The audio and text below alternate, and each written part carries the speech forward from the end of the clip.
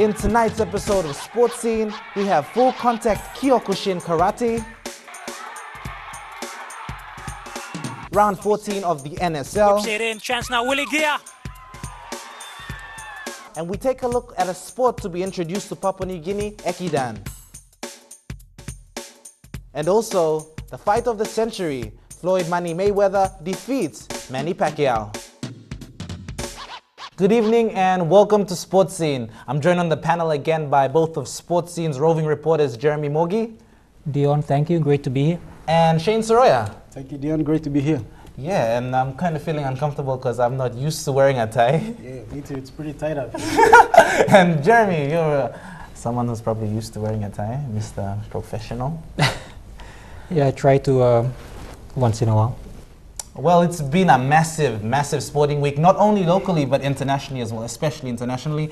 We had the Anzac Test over the weekend where New Zealand were just too strong. 26 points to 12. Outstanding performance by the New Zealand Kiwis. I was getting excited watching Sean Johnson, especially towards the last, I think, 2 minutes of the game. He had the line break. He combined well with Kieran Foran. So, man, you can't take anything away from the Australians. They did well, but I reckon the Kiwis were just too strong. You know, one of the things that I felt disappointed with were the comments made by commentator Phil Gould. Mm-hmm. Honestly, that was good times for Australia because it showed the emergence of new players coming through the system. New Zealand, come on. And I think that's what Australia's got to do. It's got to persevere with that over the next couple of years to build their next best team. This Australian team has got very old before our eyes. A large number of them. Only 3 Australian sides in history have been older than this. You know, after the game had ended, he said, you know, this is an aging Australian side. Well, that was true. You can't take Why anything. say that after your team's lost? You can't take anything away from the Kiwis because from the start of the game, they raced to a massive lead in the first half and they hung on to the lead. Like Australia did come back strong in the second half, but I reckon the Kiwis were just too strong. Well, they did come back strong, but around the 60th minute mark of the game with 18 minutes left, you could actually tell that Australia was tiring. Yeah. The Kiwis were just too strong once again. I reckon it was their class that gave them that win. You know, Australia did lose some of their players to injury. Billy Slater and Justin Hodges. It's probably a setback for the team as well. There was also a massive hit on Josh Dugan. For all Blue supporters out there, I think they might be worried a little bit about that. I'm a Blue supporter, so I'm actually pretty worried about that myself. So, City versus Country. City versus Country. The main selection for the New South Wales Blues this year. And Country took that, 30 points to 22. And James Maloney, man of the match, he was just outstanding. He did extremely well to give the Country team a well-deserved win. So it'll be really interesting. And hopefully the Blues can take it again this year from the Queensland, from the Maroons. But I reckon that should be an exciting one once again. Now to the biggest match, probably in my opinion, because I'm a strong Kumu supporter, but the Kumus! Oh man. Disappointing loss to the Fiji Bati. Fiji Batis. What happened? Well, I reckon it was just our kicking game that probably let us down a little bit.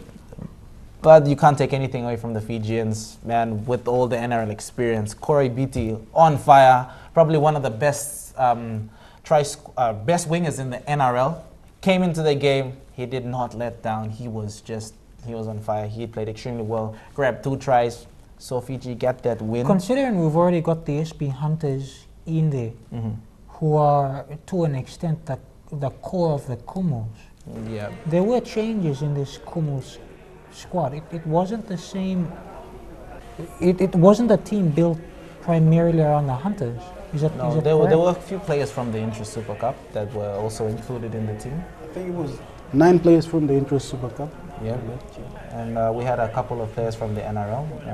Nene McDonald's one of them, and Thompson from the North Queensland Cowboys. But Fiji were just a bit too strong for us. We won the second half. We came back really strong in the second half, but Fiji were just too good and ran away with the win. And our correspondent over in Brisbane got to meet up with some of the Kumals after the game, and here's what they had to say. That we had to sort of fire up in the second half, do the country proud, and we came out in the second half heaps better. I thought we completed and gave it to the Fiji boys. So I think it was 10-4 in the second half or something. So I thought the boys went well. Yeah, certainly we could hear the fans, like our fans, behind us. Traditionally back home, it's like they motivate us to play. So it's like back home, it's like giving us more strength and courage to play for our country. Yeah, a little bit disappointed the way we played in the first half, but we talked about it. There was a bit of reality and a bit of honesty at half time, and I thought they responded really well to it. And with these guys, it's just a bit of self-belief. I know they're playing against players that are playing in the NRL, but when they think about how good they can be, a little bit confidence in their own ability, they start to play well.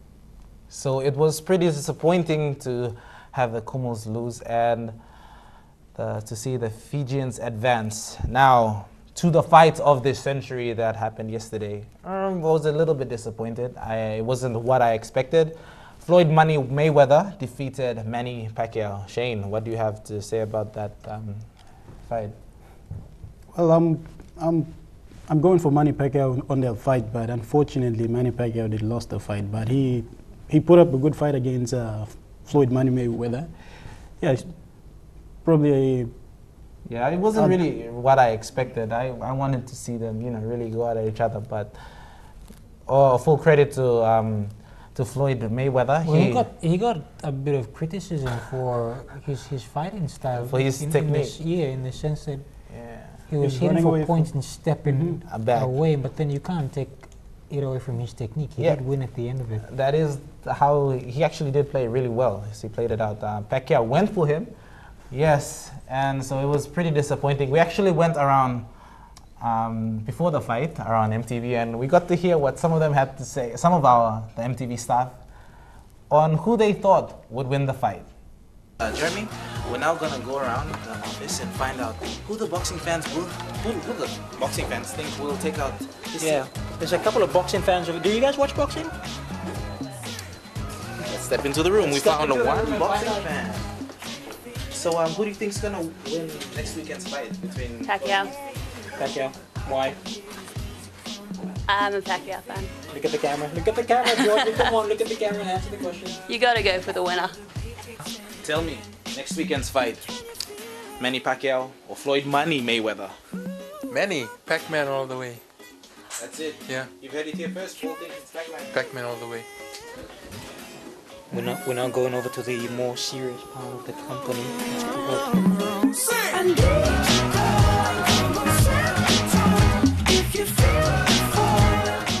Who are you going for? Probably the American. Why? Americans more common to me than Philippines.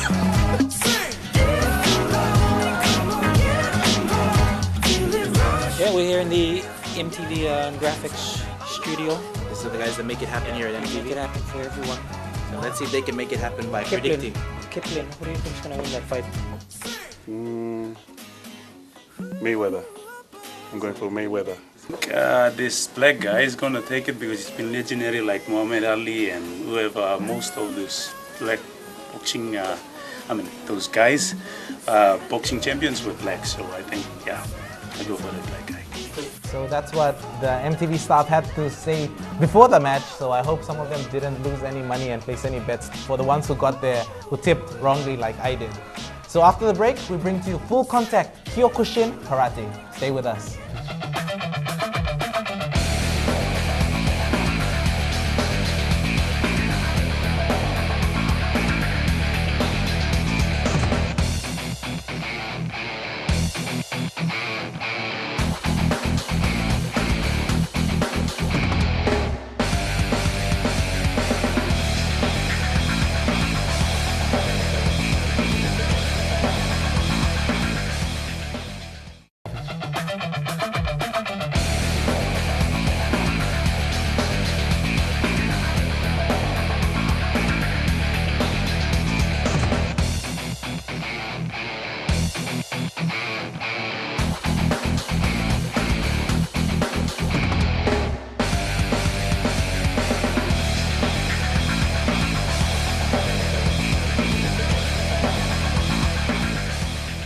And welcome back to the show.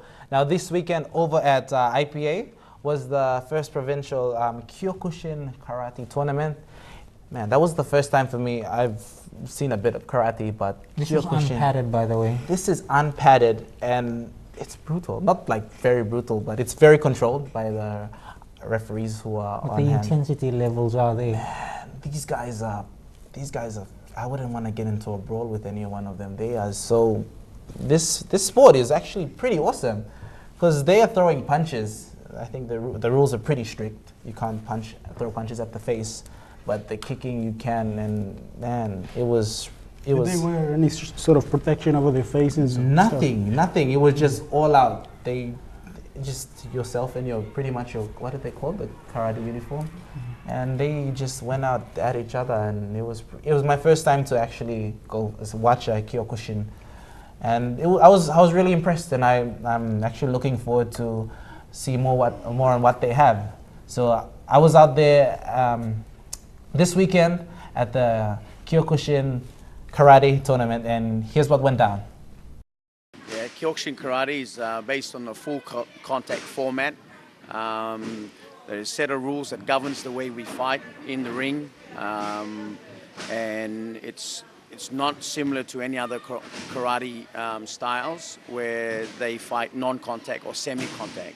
So with Kyokushin, we fight full contact without any paddings, but the rules of the tournament is very strict and is controlled by the corner judges and the center referee to make sure that the participants are safe and making sure that they can also continue to fight in future tournaments as well. The tournament featured 3 divisions: men's heavyweight, men's middleweight, and men's lightweight. And for the first time, the competition included a junior division, which saw younger fighters compete. The gold medal winner from the lightweight division was Stephen Tommy, representing TKU Port Moresby. Me feel welcome, me feel comfortable to fight the fight because me committee mate been trained, and I'm ready to the game, so me feel my master to take part of this game. Kyokushin Karate was introduced to Papua New Guinea in 1996 and has been slowly gaining popularity in recent years. And now we're just coming back together again and putting Kyokushin Karate first in the country, and hopefully today is the the first step in that direction. We're hoping that after today's event we'll be then coordinating a national event proposed for the second half of this year.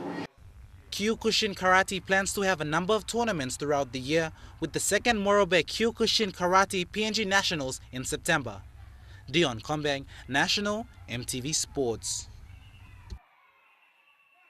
So that's all that happened at the Kyokushin full contact karate. Now also this weekend was the Export PNG Open. Yeah, the 22nd version of the SP Export PNG Open, and it featured about just over 60 golfers, professional, coming in from Australia. And I popped out over to the Royal Port Moresby golf course on a Thursday, Friday.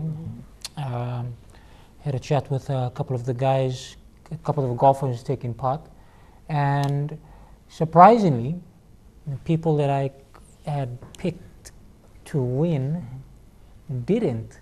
Oh, so who actually won? It's a young 22-year-old named Josh Caban. Only been playing golf not very long. And in the women's? In the women's, I think PNG's brightest gold medal prospect, Christine Seko. Yep. So I'm wishing you all the best for the games that are coming up and her preparation leading into it. Okay, after the break, we shall bring to you all the action from round 14 of the NSL.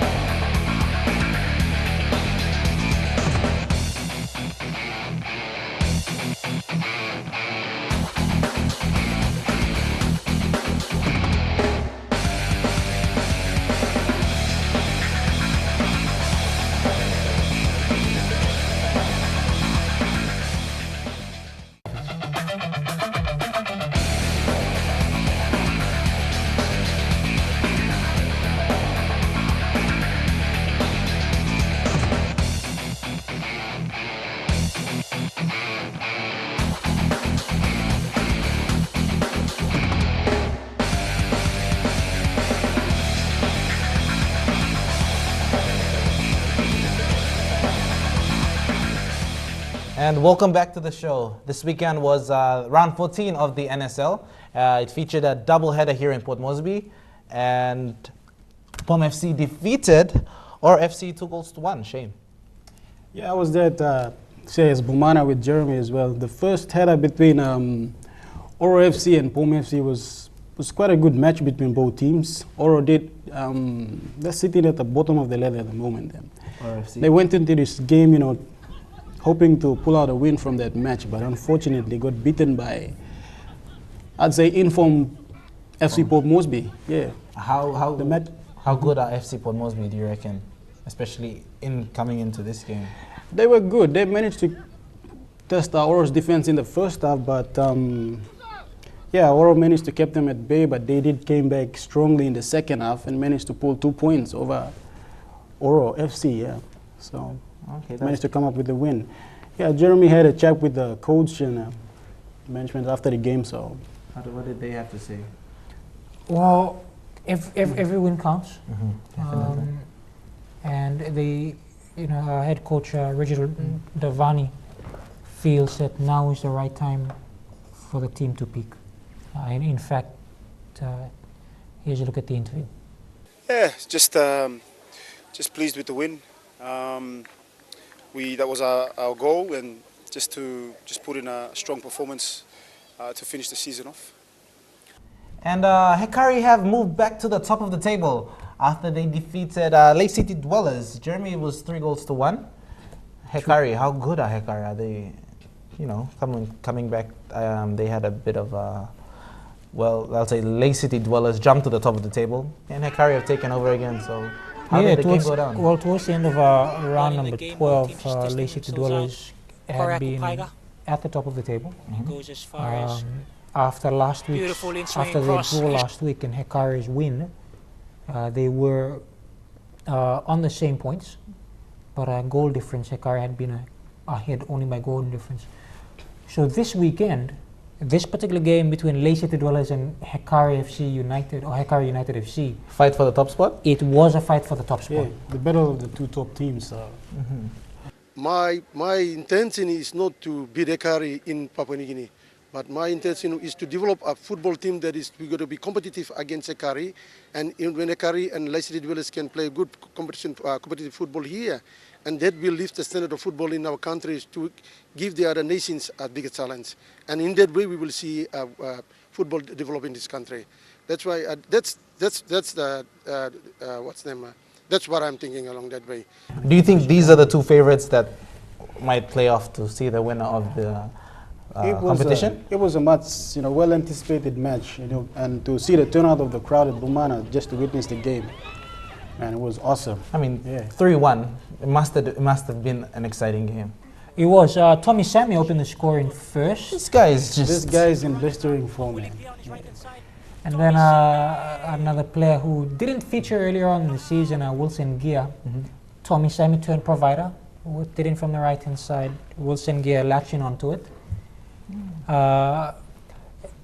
Second half, Nigel Dabinyaba hit one back. Cracking goal from just off the edge. In fact, round about the same area where Tommy Sammy scored from. He scores, sprints into the goal mouth, takes the ball, game on.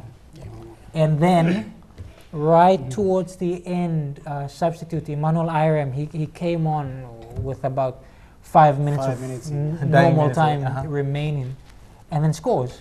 Seals the game. Seals the victory. Now after the break, we'll bring to you Corporate Va'a and talk a little bit about the sport of Ekiden. Stay with us.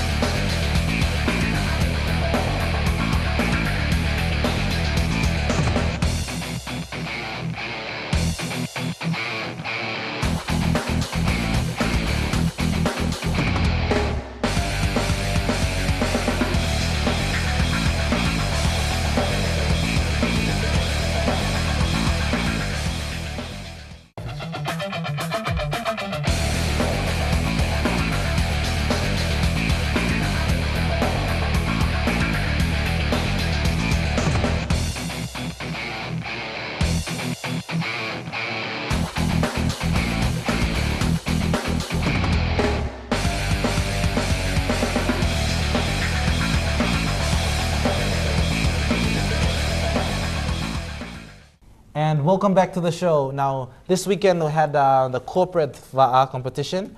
And Shane, you were out there. Just tell us a little bit about that. Yeah, I was down at Vela Beach, and the competition was organized by Konidobu Yacht. Canoe Club. Konidobu 3K, yep. 3K Canoe Club, yeah. So they registered 20 teams, corporate houses, and the competition. Is it new? Is it a new thing or has it been? No, it's actually an annual thing. Okay. So it's been going on since it started in 2007. The annual Corporate Canoe Festival saw 20 teams competed with little to spare under the scorching heat of Port Moresby's sun. The tournament comprises of 3 divisions with 250-meter sprint challenge of mixed crews. The Corporate VAR Challenge, and over the past 2 weeks we've been able to have registered 20 teams that have participated today for the 250 meters straight sprint course today. The Cup division is the team with the fastest time of the day. The Plate division, the team with the second fastest time. And the Bowl division, the team with the least fastest. President Melissa Kivung said the tournament started in 2007 and the club tries to host the tournament at least twice a year. And the club tries to have this twice a year. So we try to have one, we attempt to have one in the beginning of the year and one at the end of the year, towards the end of the year. She also said this event is a major fundraiser for the club that supports the club every year to purchase new canoes or paddles and maintenance of the canoes. Event or something? Yes, it's a big fundraising event for the club where through the registrations it supports the revenue for the club where we're able to purchase our canoes or paddles and maintenance for the canoes as well. So it's pretty interesting. So they have plans on introducing the sport in the country. Pretty soon? Yes, pretty soon. They've actually a representative, Masato-san. They're trying to have it here by June the 20th. Yeah, they want to hold an event at the Ward Street Primary School, yep. A first event. And it sounds pretty interesting. So they've written and asked for support from the Sports Minister's office. So we hope that it'll all go well, and maybe we can get out there on the 20th of June, is it? Yes, we've actually been invited to go for a run on the 20th of So you might see the sports scene team having a run on the 20th of June. I just hope that, because it's a marathon, man, and I can't run that far. I can't even run. I'd probably like run half a block and probably I'll get do a 100-meter sprint or something rather than go across the country. I'll just wait for you guys back in the office. So here's the interview we had with a member from the Ekiden committee here at the studio. The sport of Ekiden has teams consisting of up to 5 to 10 members and can total up to over 100 runners. Papua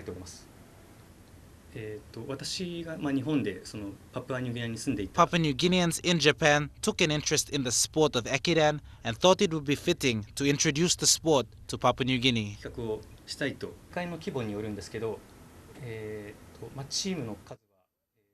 We are planning on hosting the first Ekiden event on the 20th of June at the Ward Street Primary School.